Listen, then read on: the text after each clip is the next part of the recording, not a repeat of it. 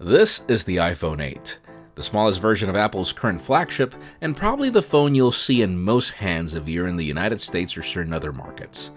A lot of people call it the iPhone 7s for obvious reasons, but my first weekend with it has proven it to be more. I'm Jaime Rivera with Pocketnow, and this is what I've learned so far from my honeymoon phase, brought to you by dbrand.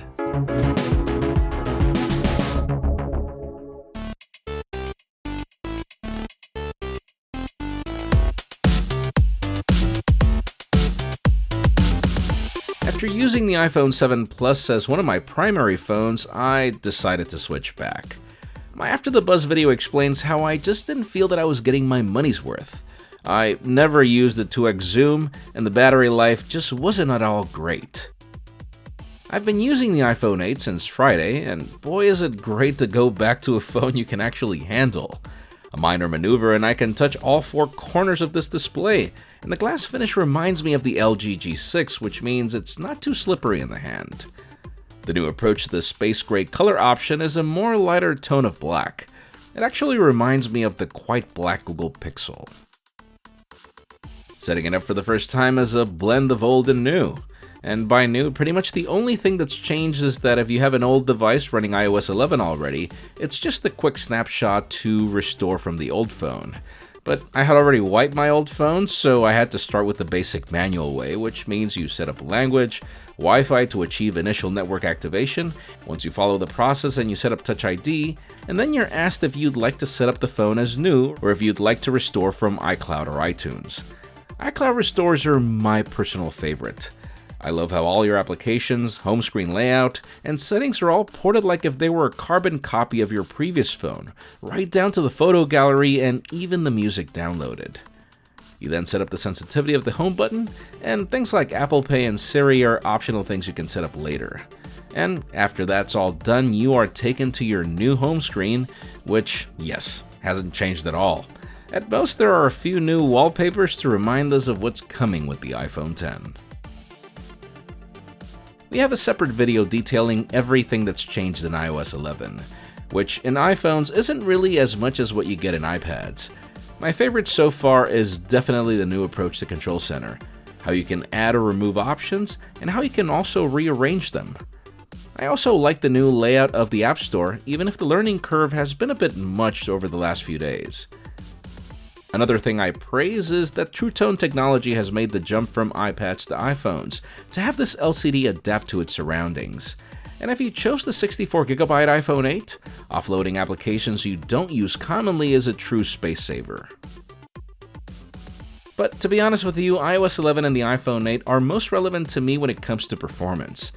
This phone is blazing fast, and that's even with the 179 applications I've installed. I also began to use ARKit with services like IKEA, and this is just genius. To be able to see if furniture fits in an area without having to guess is just one of the many scenarios where augmented reality is really useful. Best of all, I don't know what it is, but this is the first ever non-Plus iPhone that I've ever used where the battery has lasted through a day.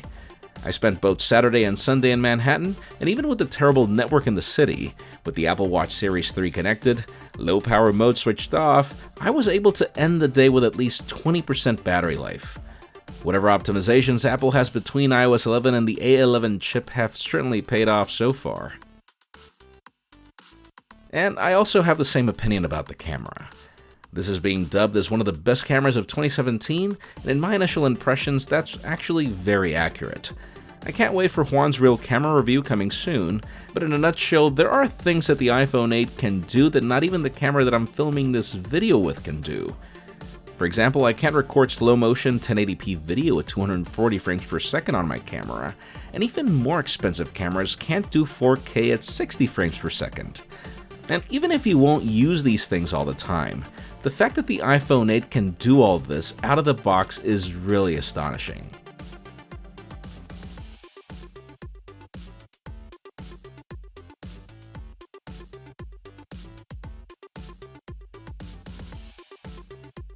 Obviously, this is just after a weekend of use. In my next video, I'll focus on the differences between the iPhone 7 in order to help you decide if it's worth the upgrade. and you can also expect Juan to chime in with more content on his experience with the iPhone 8 Plus. And keep in mind that grabbing this new iPhone means that the glass will most likely become a fingerprint magnet. Dbrand skins will eliminate those fingerprints and add some grip to your upcoming iPhone 8, or any iPhone for that matter. Check out dbrand.com/iPhone or visit the link in the description below to customize yours.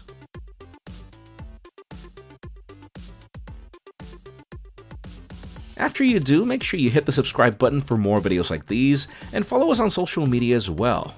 The video at the top is Juan's real audio review that just went live, and our unboxing video is below it.